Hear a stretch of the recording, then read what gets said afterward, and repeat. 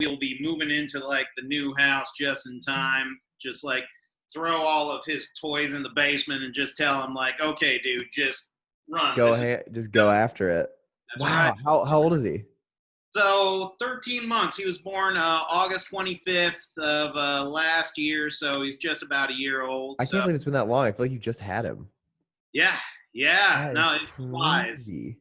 It flies, dude. Wow. You know, and with pandemic, it was kind of a bummer. We couldn't have like a real birthday party, so hopefully they Oh yeah. virus and we can Kind of do something different for like an actual party. yeah.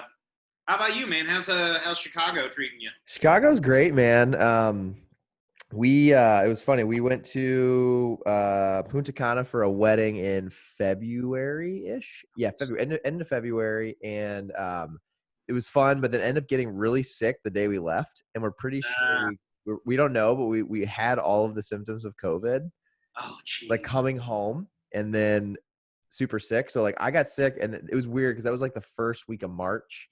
I've never been that sick in my life, and work had me like stay home because of course at that point it was already kind of people were kind of freaked out by it. Yeah. And then the following week they closed the office. So like I don't know, I've been home since I haven't been in the office since middle of February. So it feels crazy.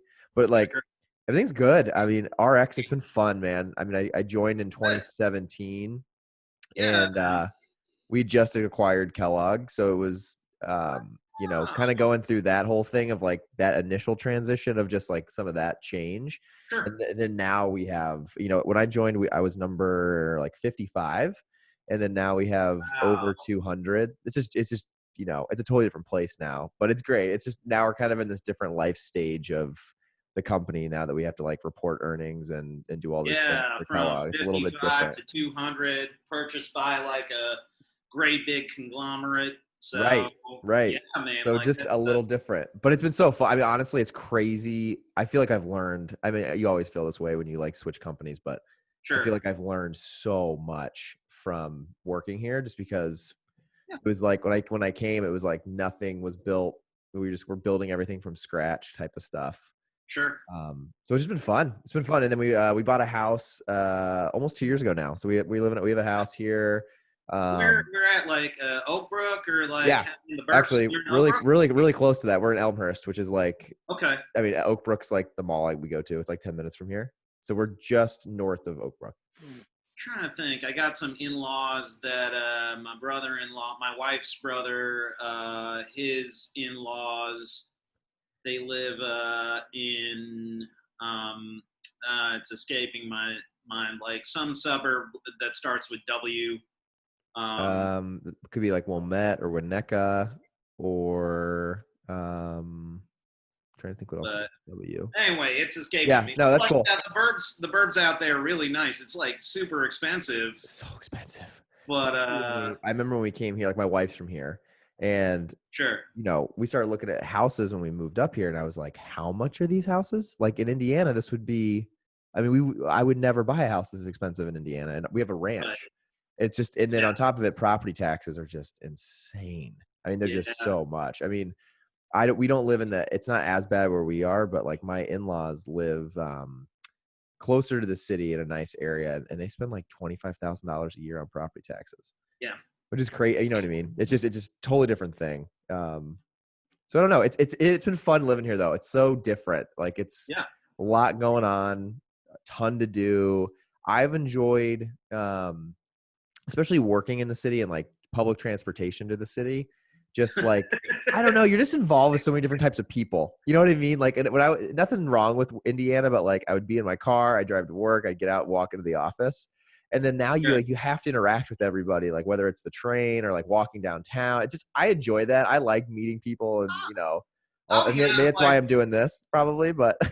Sure. No, I'll be honest, like the time that I spent in New York, I lived in New York about a year, and also the time that I spent in Chicago in probably the winter time. My opinion is Chicago is like the greatest city in America for about 8 months of the year, and then 4 months one is Sucks. extremely hot and balmy, and the other three, it's frigid. Right. And everyone is like coughing on the red. The red line is particularly disgusting. Yeah. Like Yeah. some Yeah. of Yeah. the other lines, like the brown line, not too bad. Like kind of the green line out, like Fulton Market and that, like Sure. that's not too bad. But like the red line, man, I need like special shoes when because my little sister and her husband kind of down in the South Loop.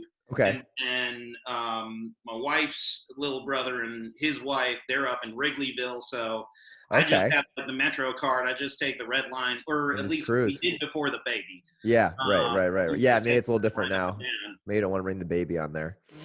Nah, No. and now, I mean, like, who even knows what the world Sure. will look like? I Sure. mean, and speaking of like big cities, I mean, one of the things that we've heard repeatedly, at least in the context of like folks that we talk to in New York, is like these 55, 60-story buildings that, you know, what will it even look like to get people in and out of these buildings? Like you could, a 60-story building could be like 6 or 7 hours just to get people from the ground floor to their office safely and back. So I hadn't even thought about that. Like I work in a yeah, building that's just us. yeah, It's just like we're just it's 9 floors of RX. But I never thought about that. Like these yeah. huge buildings, like take temperatures and all this stuff like that would be, how would it work? It's commercial real estate is kind of a little bit scared right now, is at least what I've heard, that, you know, just as companies look at the reality of how do we even navigate this, and especially things like Zoom, Yeah. things like WebEx, when companies start learning like, hey, our people can do their job pretty darn well with WebEx and a Wi-Fi connection and a cell phone. Yeah. I mean, does that sort of, I mean, and definitely there was like this paradigm shift happening anyway. Right. Definitely. And Like like COVID, a uncomfortable in some companies. Like some companies it was kind of weird and some it was better. Yeah. yeah, you kind of see it like, you know, both sides, like some companies trying to pull people back into the office more, and other companies, you know, are already kind of out on this side of the paradigm. But, you Right. know, it was kind of trending in that direction. And now it seems COVID has just like exacerbated. So Yeah. yeah, it's going to be interesting. Just look at what work looks like for at least the next couple of years, until like they make some progress with a vaccine, with a therapeutic, something else. So, you know, Definitely. Yeah, as a it's been non-scientist, I'm just like waiting, like same. everyone else, to like see, hey, how does this all resolve itself? 100%. I mean, it's funny how this is the one thing I think has been really interesting too, is like not just offices. Like I feel like we'll probably all be the last people to like go back to normal, Sure. unfortunately. But like we're in this, like, what are we in, phase 2, I think, in Chicago. So it's like Yeah. like right now it's basically just like if you have outdoor seating, you can have, you know, limited people eating there. Like most gyms are not open yet unless it's for Yeah. one-on-one training. Yeah. But then like I met my parents for lunch on Sunday at like Fair Oaks, like kind of halfway. Yeah. And I mean, it's wide open. Like I feel like Indiana, you guys have kind of like opened up a lot faster than we have. But what's funny is it's like Yeah. I hadn't thought about the fact like I could just drive. I'm driving from an area that is super tight still Sure. to an area that's wide open, then going back. And it's just Yeah. that's gonna be weird too, as like certain states open up faster than others. Like what that I kind mean, of does, you know what I mean? it's gotta, and once again, as a non-scientist, like I have to think in my simple estimation that population density is some kind of function of the passage of a very contagious virus. So, I mean, in that respect, I guess Indiana has been kind of lucky that we have, you know, lakes and parks and trails and wide open spaces and acreage, and you can kind of get outdoors without having to run into anyone in a lot of parts of the state. And at least what I've heard and read is that, you know, the passage of the virus is a little bit less intense in outdoor situations. I think something on CNBC might have said like, you know, 19 times less likely to pass outdoors rather than like in a confined setting. So, Okay. you know, Yeah. yeah, I definitely don't envy the situation of the folks in the city. They're just like piled up on top of each other. So, Right. And then you I know know, a lot of people I know are like, you know, they decide, like I have some friends who are like right on the cusp of maybe, you know, moving to the suburbs, and they decided sure. like, you know, right before this extend everything and stay there longer. And they're like, shit, it kind of sucks because now we're paying all this money to be in the city, but we can't do anything. Yeah. We're like stuck in here and we can't go do all the stuff we normally do, you know? And, you know, honestly, besides the baby, like the work at home situation was another motivator for the purchase of the bigger house for us. Yeah. Just because like me and my wife will be like predominantly work at home. Sorry about that. Oh, you're good. Predominantly work at home I hope my family's not blowing up this text message string. If you hear something like, don't worry about that. But let's see here. Get my Zoom back. No, it's all gonna be interesting. But like, you know, my wife had no home office in our current house, so that she has like a dedicated space to work. I have a dedicated space to work. The baby has somewhere to run around. I mean, even as we go back to the office, it seems like, you know, we're not going to be going back like 5 days a week anytime in the foreseeable future, like maybe a couple of days a week here and there.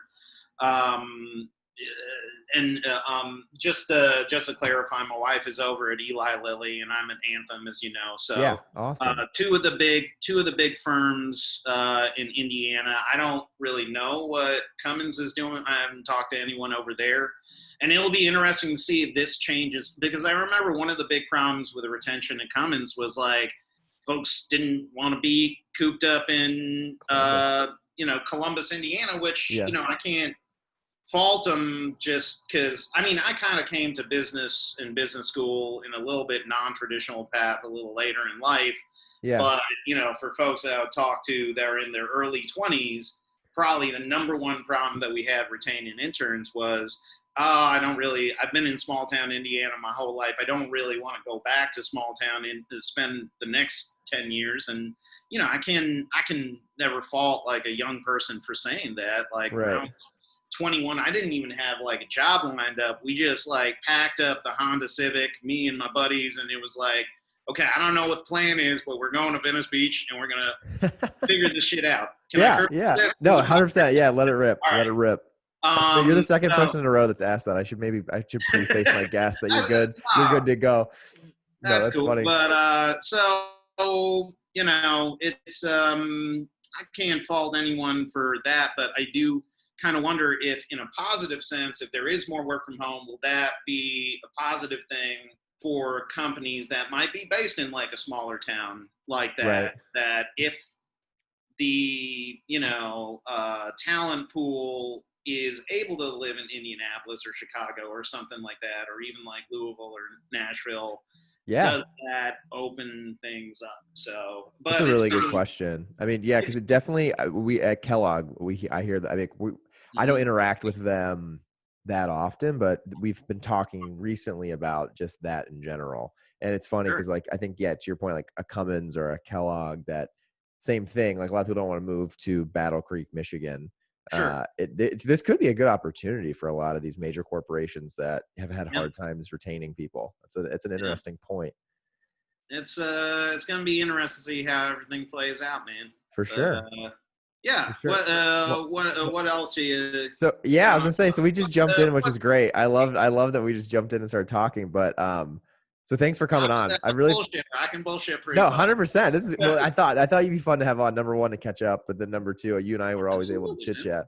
So it was funny. I always try to go through, like, when I have people on here, I go through LinkedIn a little bit, and just to refresh and everything. And it's funny. So to give everyone that's listening a background, me and Joey were never like on the same team or interacted that closely at Cummins, which was the first company I worked at. But we always had interactions we both went to Purdue, and we had lots of like interactions while we both worked there in different teams. But I didn't realize your background in film and this whole thing you did before going back and getting a finance degree. So could you give maybe like a little spiel on like your background? Because I think it's super interesting. It does. And, I talked to my wife a lot about this, that, it's always like the things that you don't expect on your background or resume that always pop up in interviews. So, I kind of came to business school from like a pretty non-traditional background. When I was 2021, I got a lib arts degree from Purdue, and me and some friends, we moved to LA.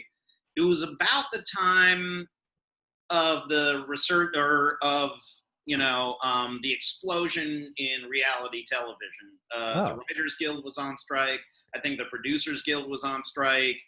A lot of the content makers, in Hollywood were trying to renegotiate deals, and all of the studios realized, and these small production companies realized, hey, we take like a cheap camera and find some people that'll act wild on camera for free.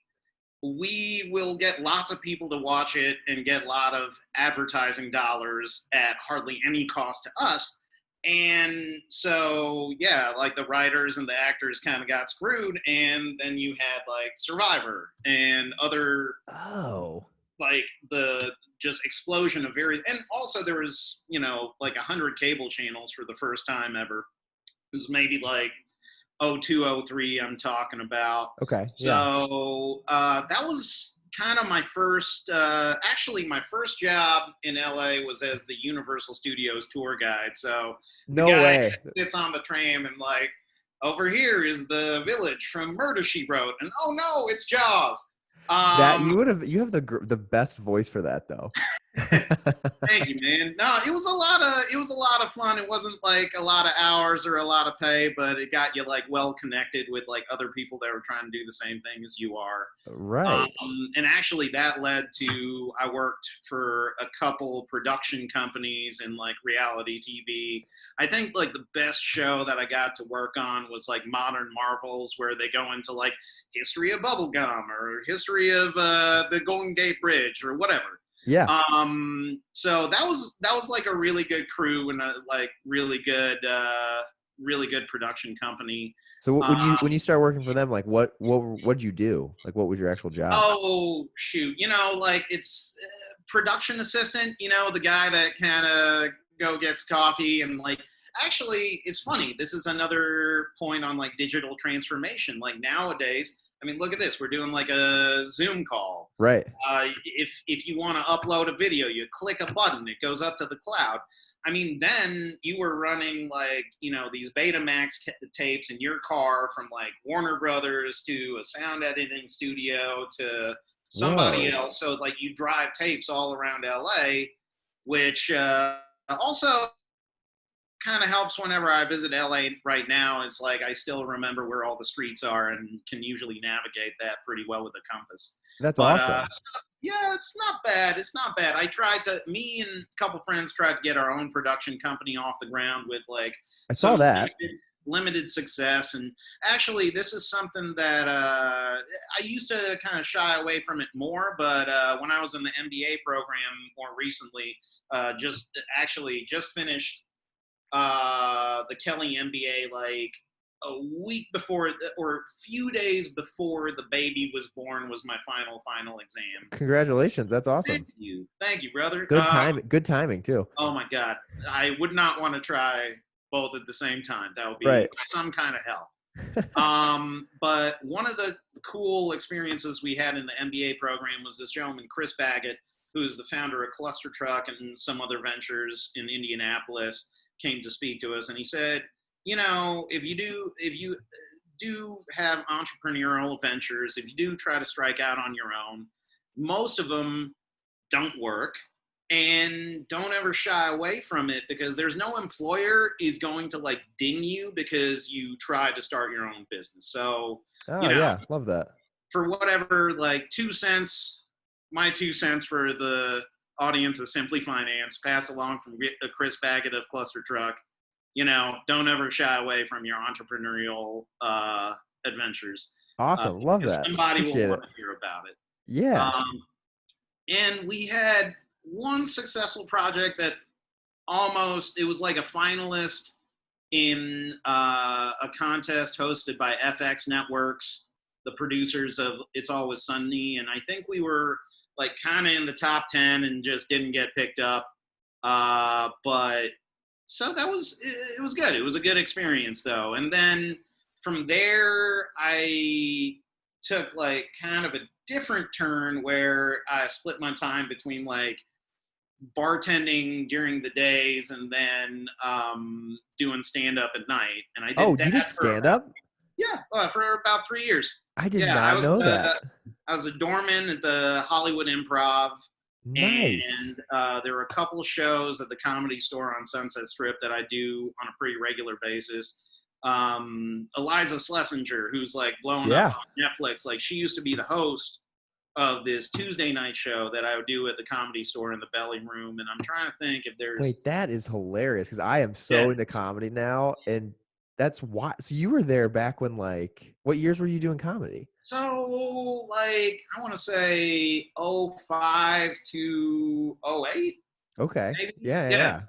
So Was a lot of the big names around then? Like, I know it's like blown up now, and the comedy store is kind of crazy, but I mean, it was they have kind of like a regular crew of like house comedians, and then other folks like me that were trying to kind of break in. But yeah, no, it's the Mecca. Comedy yeah, Store on Sunset Strip is like you don't know who you're gonna run into. You just show up on a Monday, and like Chris Rock might just roll right. through to try to do a set. Like it's people have been you know since like Letterman, Robin Williams, like the OGs, Oh yeah, like have been doing it like for decades out of that spot. So right. it's one of the actually that was when I married my wife, we did the wedding in LA because, so many of my friends would be not able to afford to like fly to Indiana. So that was my bachelor party is me and the groomsmen like went to the Comedy Store and I was wearing a shirt that said groom and that was like the bachelor party, Oh, that's and it was awesome. great. Yeah, Yeah, that's no, I'm trying to think. I know Neil Brennan was doing a set. I think Judd Apatow was doing a set, and oh wow, those are some good my names. buddy Matt went up to them, and he's like, "Oh my gosh, I love you guys. You do such great work." And they congratulated me on the wedding. It was really cool, man. Like That's awesome. it's a really and actually in the spirit of Simply Finance, like that is the stand-up thing is definitely something comes up in almost every job interview, and it can kind of go either way. It's like either it could make people take you not seriously, or it brings up the conversation of like, how can you apply this to what you're doing now? And there is like a lot of like presentation, sometimes presentation to a hostile crowd, the Definitely. ability to kind of think on your feet, the ability to like have the second and third and fourth idea that you want to spit out trailing in your head as you're speaking the first. So I think there's a lot that has lent to, and just being able to relate to people. I think there's a lot that was able to lend to the rest of my life, really. Yeah, I bet. And It then seems like such a thing that would be like you could okay, yeah, even if you didn't end up doing comedy forever, it seems like yeah, those skills that you just mentioned, I just feel like you could apply that to business in so many ways. absolutely, And I yeah. think it probably just rounds you and teaches you something else that's not just strictly business. Oh yeah. It's and oddly, I could kind of say the same about bartending. Is like it teaches you how to like triage. It teaches you how to like prioritize in a fast-paced environment. It teaches you how to like handle conflicts. Do I have to like cut this person off or like have a gentle conversation of how to get them out of the bar? You Right, know, right, right. and it's a very when you're the bartender, it's like very democratic as well. So Okay. there's you learn a lot from that too. So after that was the financial crisis, which like wiped out LA Yeah, I was gonna because say if you were like a comedian, was that a bad time to be a comedian back then? it was just a bad time to be in Southern California just because as much as they talk about Southern California as an entertainment capital, I mean, it was hugely dependent on real estate. Oh, okay. And you saw everybody get wiped out. Like I don't know, prosperity is a trickle down effect, but like, definitely misery and like financial ruin like will go down like flood downhill fast. Okay. Yeah. So like, yeah, where like when the real estate went, then like all of like the other food and beverage and anything else that like general functioning, like everyone kind of took a hit. So like that's kind of a period in my life where I try to reassess like, well, kind of how's this going? How happy are the people that are actually making it? They kind of seem miserable.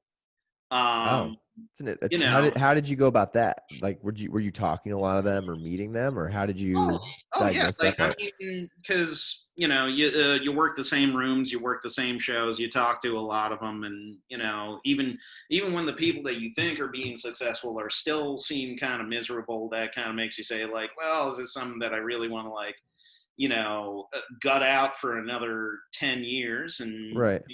I at that point I spent a year in New York. Yeah, I I was, saw you were a legal intern. I was like, wait, yeah. how did he go from movies to legal intern? And then I know you went back to school, but I didn't even know you Right. did stand up. I'm like, you've done so much stuff.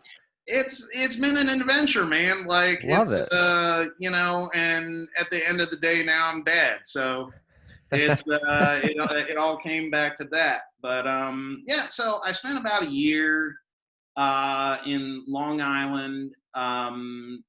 Did about a year of law school. Wasn't really for me. I mean, kind of my assessment was, man, I'm just not somebody cut out to like sit in a basement for 15 hours a day, going through like dead men's texts. Yeah. What Um, that's a wild, just that alone is a wild transition to go from stand-up comedy yeah, on Sunset to then law school in New York.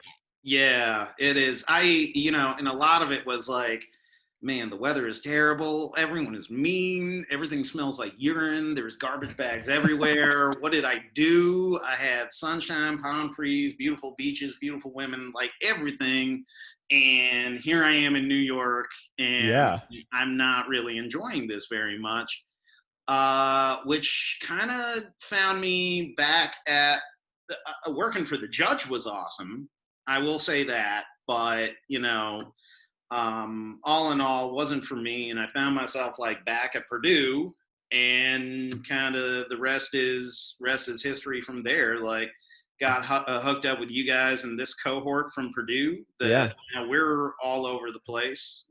Right. Spencer and James are in Seattle, like, or I don't think Spencer's with Amazon anymore, but they were at Amazon HQ for a while. I know Shub is in like San Francisco working for like Gap Corporation. So Yeah. we got people all over the place. Yeah. I Still got people at Cummins. So Right. Yeah, when I was at Walmart.com, we were based out of San Francisco. And the last trip I took while I worked there, I actually got to go see Shub. We actually met up for dinner. that's It was good awesome. to see him. I haven't seen. He was working on that app. I don't know if he's still doing it or not, but he had like an app that was cool. It was like it was like basically like share clothes with people. It was kind Sure. of a cool concept. But that's awesome. So yeah, you've done so much stuff. I guess I thought one of the cool things we could kind of spend some time talking about today is Sure.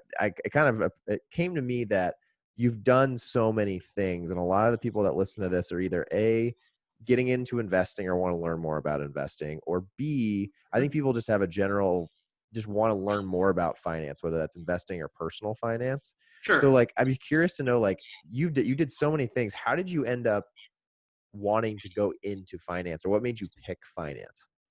It was really not until, I mean, my first year back at Purdue, I was just trying to get my feet under me. Second year at Purdue, like that's when I took that intro to corporate finance with Professor Amanda Thompson. Yep. Okay. Spencer and James were in my class, so that's how I met them, and that's really my first exposure to that work. And like, hey, this is actually something that I would probably enjoy. Right. Um, so that was really, and the more I learned about it, the more, and as far as trading in equities and options trading and that kind of thing, I mean, that's just the sort of thing that you're not going to learn unless you just get out there and have a little money and lose a little money and learn what to do and learn what not to do. And don't ever bet more than, you have to lose. Really interesting phenomena that is pertinent to like right now that I see all over CNBC is they talk about like the Dave Portnoy's and the day trading global and like this huge upswell of like Robinhood traders that are now looking for something to do since like sports and sports betting is over. Right. For temporarily at least.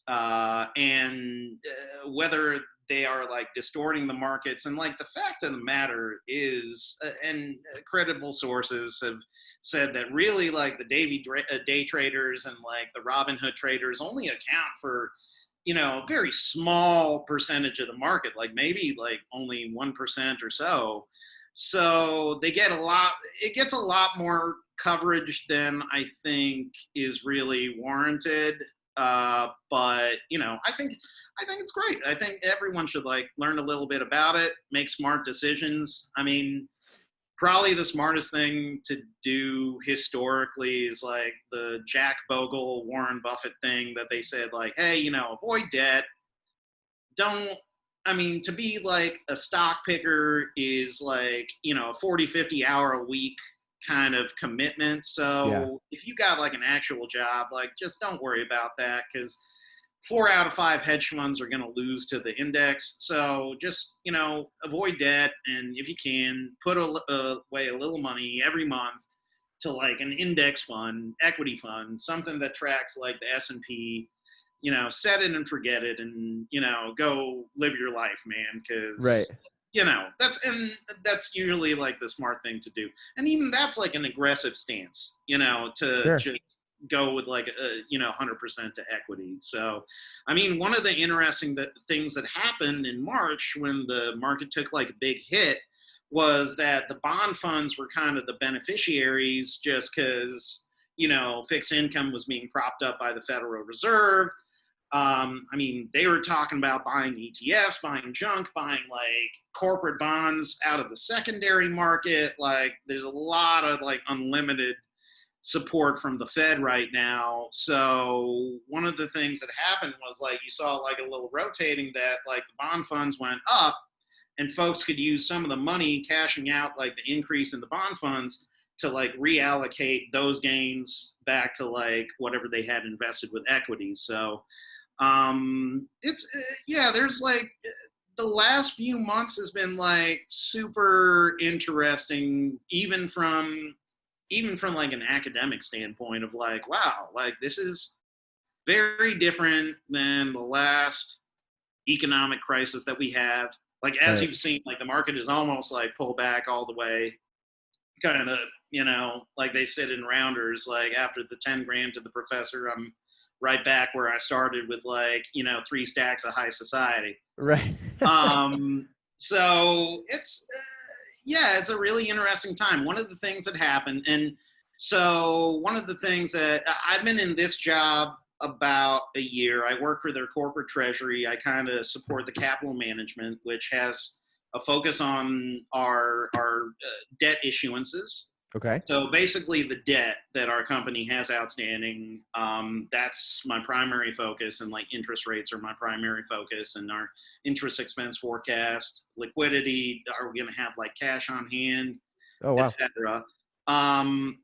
So one of the really interesting things that happened this time was that there were major disruptions in the commercial paper market, which is like a very boring market as far as like, basically for viewers that might be less familiar, commercial paper market is like short-term funding, maybe few days, few weeks, whatever. But this is what companies generally use to like pay their bills, et cetera, et cetera.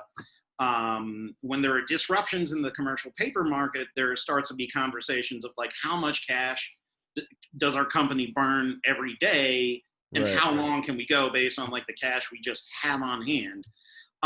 So it's not a good thing. That was like a big thing with the airlines that I looked into, right? So okay, so it was happening in your industry too. Oh yeah, no, it was like across the board disruptions in the commercial paper market. I think some of it was driven by the drop in oil and gas, because these oil and gas companies are like so highly levered and having trouble that it was like pushing up like yields for equivalent, as far as the investors that invest in commercial paper were looking for those kind of yields from like everybody, which was kind of screwing up commercial paper for everyone. Okay, got it. So one of the interesting things that happened was that, all of these companies have like their corporate revolvers, and like almost all of the companies were like drawing on their revolving credit facilities. Right. And they were able to do that because of things like Dodd-Frank, because of these capital requirements that everyone complained about for like a decade following the financial crisis. Well, in the 1% of time that we actually needed them, like the really, really, really, really well capitalized. And they can handle like all these companies like drawing on their revolvers at the same time. And I think that is like a major reason why like the crisis did not get worse than it did. Okay. That's Um, interesting. I hadn't heard that. yeah, man. So yeah, not to get like too esoteric, but I think, but to long story short, I think a lot of the things that they did following the past financial crisis to make sure that banks were well capitalized, were kind of a pain in the ass for like a decade for all of us, and then when we needed it, it was there. So, Okay. so I It's think really interesting because I yeah, feel like that part of the narrative has been left out, and oh, a lot of people. This is not for any bad reason or anything. I feel like most of the news that I've been hearing as of late is a lot of the small businesses got pinched out a lot of that money, and so a lot of this, unless things turn around quicker, a lot of these small businesses are still going to have like they're going to take the blunt of this crisis instead of the yeah. major corporations. And I have to think that's kind of universally true, that in any industry, the folks that have some scale and scalability are going to have an advantage over the folks that are like the mom and pop operations that could get like taken out with one bad month, one bad year. Right. Like Yeah. it's total non sequitur here. Like I'm very interested to see what'll happen with the NCAA, because uh, total non sequitur. No, it's Um, fine. because early in the year or last year they passed the legislation that the student athletes could get not paid by the school, but could take in endorsement money, Right. which very much like throws the NCAA model into question. And then number two, there's no March Madness this year. So when you talk about like, losing a good part of a year's revenue, the better part of a year's revenue, coupled with your whole business model being thrown into question, like then you kind of get into the question of like cash burn and how much does it take to keep this place going, and like is this even like a viable, or what comes next. Yeah. Well, it's So funny too because how do you? It's like that, and then coupled on top of all both of those two things. Like, are they even going to be able to have basketball this year? And then, like, yeah, like how long can they go on without having fans? I think will be a huge yeah, piece of this, right? Because yeah, I don't know. Even as states open up and things seem to get a little bit better here and there, mhm, I mean, sporting events are going to have to be some of the later things, I would think, unless they're going to open up a smaller capacity. I've heard like Purdue's thinking about doing, if you're a season ticket holder or a student are the only two groups that they're going to let in the football games, is what I've heard. But that's like an Indiana decision. I was going to say, like, I don't know how like even football this fall will work because cool, if Indiana's like, this is what you can do at Purdue and IU, but right, then Northwestern is tied to Chicago, and they're like, yeah, no, we can't have games here. Like, I don't know. Would games all end up happening in the states that are okay? Would some teams not be able to partake because they live in the city that has tighter restrictions? Like yeah. having all the states so different is going to make it really difficult. it's a total mishmash, you know, which actually kind of worries me as far as like abating the virus, because like if some states are taking it seriously and other states are like, oh no, like screw everything open, like we're not afraid of no virus. That could be like that could quickly spread to the states where they have been taking it seriously and could spread like wildfire. So like Right. I just hope like there was some good news. I think on Tuesday about like a potential corticosteroid that got like 30% reduction in like incidence of COVID. Oh, I hadn't heard that. I think they were tracking this as far as like vaccine as opposed to like a therapeutic. So like, you know, that's optimistic. And, you know, I mean, we're all just hoping for something to work out. And, you know, I know I can't speak for the pharma companies, but like it seems like in my observation that like everybody across the board has just like had their foot to the gas pedal, and like FDA has like been bending over backwards to try to help everybody, you know. And this is what's being like said in the press, at least. So Right. you know, we just hope I forget, I think it was like some interview with Melinda Gates. She had spoken specifically about like all of the drugs going to trial and the hope that like one of these is the one that's going to get it done. So, Right. Yeah, um, it's like one of the few things where like the more we all help and try to absolutely, make things better, you know, it'll just benefit everyone in our entire economy, which is kind of absolutely. crazy, right? And, you know, to some degree, it's like, you know, decency, respect, and like trying to respect other people's space. And, you know, I was always amazed when people talk about like wearing a mask in public as like some kind of infringement on somebody else, on your own like personal liberty. And, well, you know, kind of in America, your personal liberty is, you know, very important, but you can't screw with other people's health and liberty either. Yeah, You know, like I sure. think your liberty is extremely important to the extent that you are not inhibiting somebody else's like life, liberty, and happiness in the process. Totally agree. Unnecessary, especially Yeah, unnecessarily, just to like right. make a stupid point. So, Right. you know, just be a little nicer to each other, I That's what guess. it all comes down to, Moral right? We all need to love Yeah. each other a little more and be nicer and try to help the Try common to good, take I care of think. each other, you know? Yeah, Uh, exactly. It's like what we definitely need, 100%. Absolutely, man. Wild. Well, that's awesome. I think, you know, for me, in talking to you today, I think a couple things was like how you got into finance. I think it's just a really interesting story, which you spent a lot of time talking about. Um, Investing, I think that'd be another interesting one because I know you're very knowledgeable on the topic. I'd be curious, Uh, kind of, I sort don't of. know. Is this part where I put in like a disclaimer that like any statements by Joey Basu are only his statements, not financial advice? Please speak to your own financial advisor.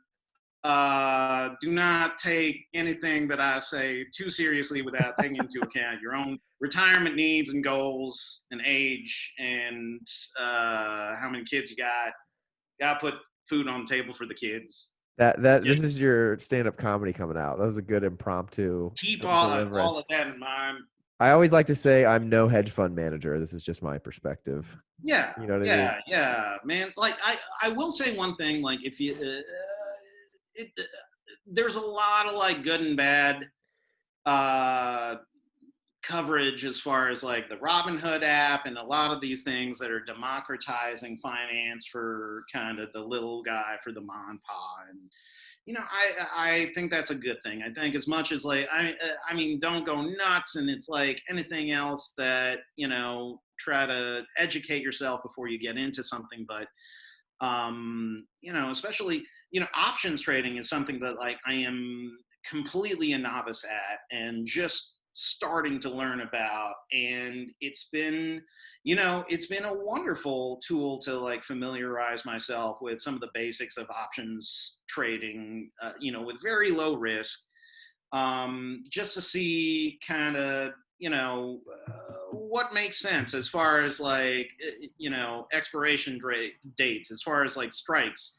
Um, you know, look at the delta. Like, what is the probability that the bet that you're making will actually pan out? Right. Um, What platform do you use for options trading? I just on Robinhood, Yeah. like have a couple grand set aside there just to kind of like see if anything pops off. Um, so it's been interesting because like you and I both worked for a trucking company, so the valuation right now of like this Nikola company Yeah. with the EV trucking. I mean, aesthetically they're beautiful, and I do think about Cummins and like their kind of sort of beef with the Tesla um, electric semi, and kind of how Nikola kind of plays into that landscape. And it sounds like they haven't like sold a truck yet, so it's No. all the valuation is all theoretical. Yeah. I had So I had a guy on the other day that had a really funny story about that. I actually invested in Nikola the day after it IPO'd, just because I throw a little in there and it popped. Yeah. But it was funny because we were talking about they talked about Nikola's was sitting at the day after it IPO'd, it was sitting at 29 billion market cap, and it's never made a truck. And Ford Chrysler or Fiat Chrysler is like they had less the than that. CEO of Ford come on, and he's worth less. And then it was Yeah. just funny. It was just so ironic to like that's kind of what's been going on lately with the market. It's been so out of control that it's like, how is a company that's never made a truck worth more than Ford? Yeah, we make and sell F-150s. What right. what the hell are you talking about? Yeah, we sell so lots of stuff. This is I mean, like, and sometimes things like that I feel like can kind of serve as a tell as far as speculation and frothiness, and kind of where are people just kind of trying to make a quick buck as opposed to investing. Sure. Well, that's where it always seems like there's such a difference in people that ask me questions on here. I always try to say like, I have friends and family who are big into like the day trading stuff. I've tried it a few times.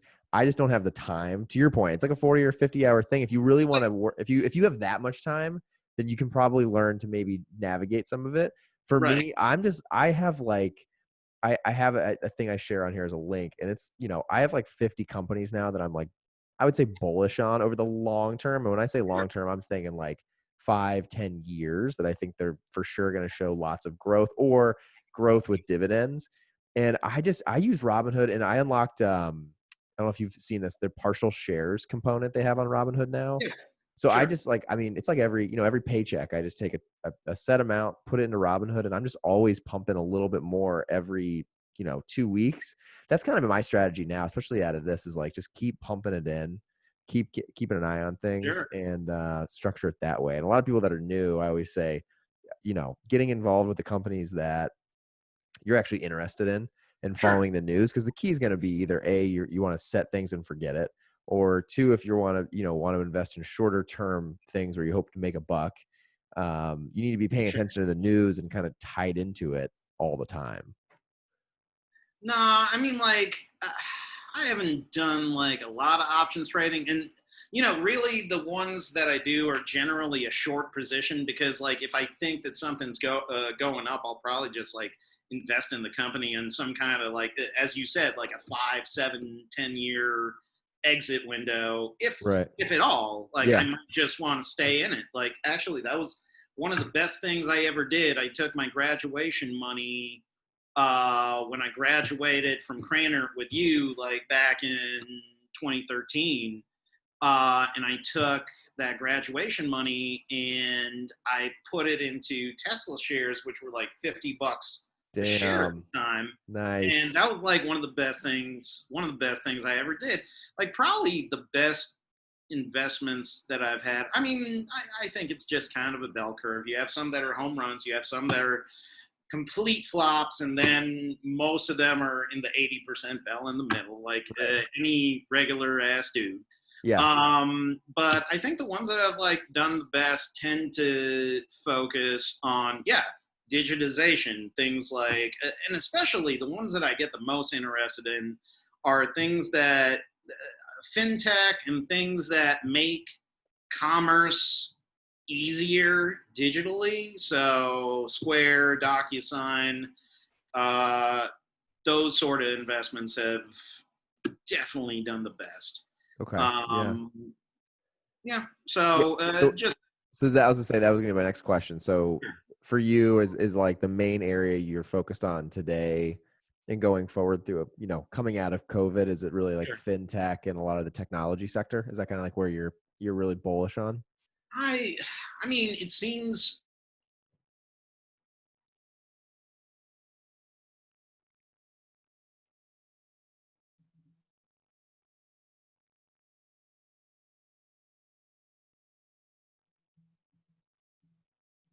Oh, you there? Might have lost you there, Joey. This is Zoom.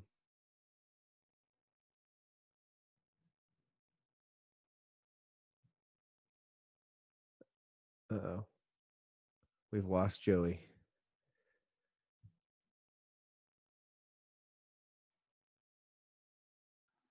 Oh, there we go. We Oh, back? here you I was are. like, we totally lost it. We're good. There we go. Okay, we're back. So I was just gonna say I have no particular expertise in the coverage of that area. Like, in fact, I probably would be more familiar with like the automotive sector, like due to our time at Cummins, Definitely. more educated on like healthcare or that sort of area. But just speaking as kind of a mom and pop retail investor, like definitely that's what I would look at. So. Okay. Got it. Yeah, I love that. Is there any things you're totally avoiding? Any parts of the market now after seeing everything and the uncertainty with COVID that you would just tell people, just in general from your perspective, or just for you personally, that you're, totally avoiding? What would I definitely not?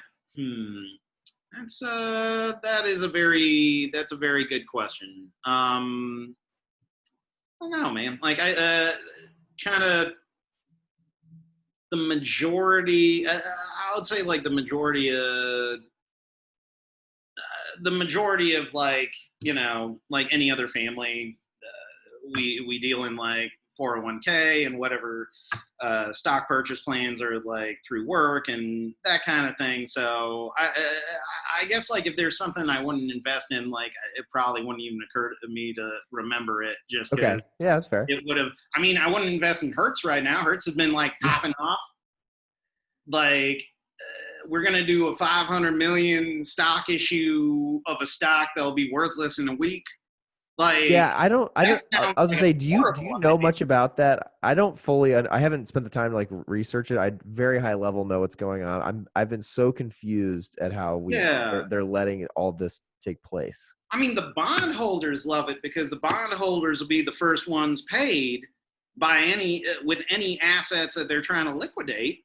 So, like, the Right. bondholders love it, but like and they looked at the stock action it was getting in the price action it was getting in retail, and decided, hey, we're gonna like issue 500 million, 1 billion in shares of a company that we know is going to be worthless. So, and then you have like folks like Carl Icahn that obviously know infinitely more than me on any of this, dropping it at like 70 cents a share. Like he must know something that we don't.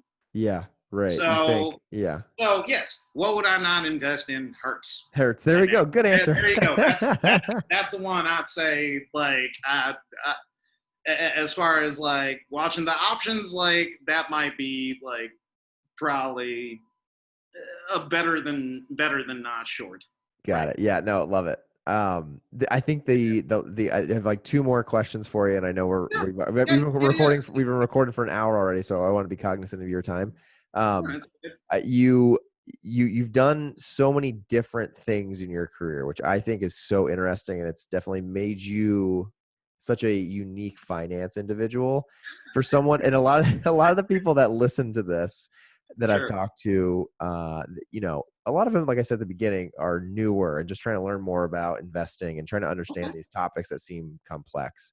When did you kind of start learning about finance, like even personal finance and investing? And like, do you have any tips or tricks or tools, or just like resources that you use to learn a lot of this stuff?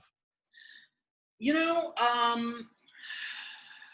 let me think about that. I mean, obviously, we went to school for it. Right. So like, beyond like a formal education, like any kind of formal degree. As far as options trading, there's a website. I think it's powered by Ally Financial called like the Options Playbook, Okay. which kind of takes you through some of like the basic and intermediate kind of options trading that you can do as far as like um, basics on investing. I mean, The Intelligent Investor by Ben Graham is always a classic. I mean, I was always a fan of like the nonfiction chronicling of the most recent financial crisis of like how the hell did we get here? Oh, Um, is there a specific book on that? I've actually never read it. sure, yeah. I mean, like a couple of them. Andrew Ross Sorkin, he hosts like Squawk Box on CNBC with like Becky Quick and Joe Kernan, and so Andrew Ross Sorkin wrote. It's 550 pages. It's like the quickest 550-page read that I ever read. Oh, okay. Too Big to Fail, which is kind of the point of view of like Geithner and Bernanke and Hank Paulson when everything was going down, and like Jamie Dimon and like the heads of the banks, and like kind of what it was like to be in the room where it happened. And then on the other side of it is by Michael Lewis, who's probably my favorite finance nonfiction writer, The Big Short, which is like who are like the misfits and rejects that actually read their prospectus, Right. who actually looked at like the QSIPs of like the things underlying these securities, and what did they see coming that everyone kind of laughed at. And so kind of the two of them together kind of gives you a look at like the insiders who can't believe they didn't see it coming, and then the outsiders that no one took seriously that hit the nail on the head. Got it. So, Love it. That's super so helpful. if you kind of want like a full historical perspective of something that happened not very long ago, I'd say like read those two. Read those two. Yeah. Awesome. That's perfect. Yeah, Thank you man. so much. I think that I always love adding the books at the end. I think you can just learn a I think lot it's from great, man. sharing it with everybody. So awesome. Well, Absolutely. Joey, thank you so much for coming on. It was great catching up and great having you Good on to the see you, man. podcast. Yeah, great to see you too. I'm happy for you on the new house and the baby, and Oh, yeah. Thanks, glad brother. life is good. So thanks for Yeah, taking the time, man. I appreciate it. absolutely. Absolutely. Shane, you be well, my All friend. right, you too, Joey. It was great catching up. All right. Later, bud. All right, see you, buddy.